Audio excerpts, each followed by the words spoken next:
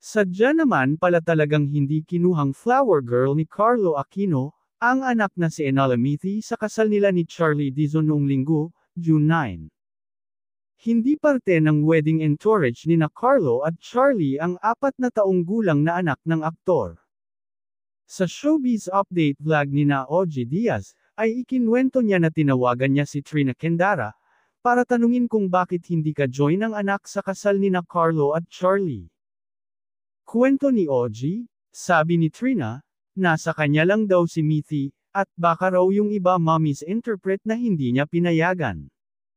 Si Carlo raw ang hindi nagtanong kung pwedeng umattend si Mithi. Pero kay Trina, kung nagpaalam lang si Carlo bakit naman daw hindi?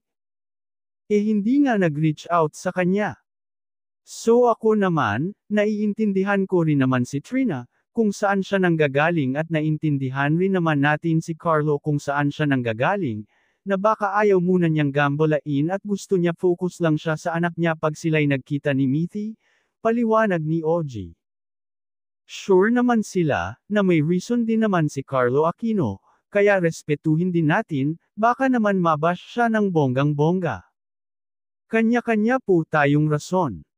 Kung baga sa special day natin ay tayo lang ang may karapatan kung sino ang gusto nating imbitahin. Hirit pa ni Ogie Diaz, oo, I'm sure na iintindihan niya ni Trina. Saka feeling ko naman binigay ni Trina kay Carlo na moment mo yan, enjoy mo. Pag gusto mong sarilinin ang anak mo, you have also your time with Mithi. Hayan, naklaro na kung bakit wala si Mithi sa kasal ng tatay niya. At siguradong pagdating ng tamang panahon ay mababasa na niya sa internet, kung ano ang mga nangyari sa magulang niya kung bakit hindi sila nagkatuluyan.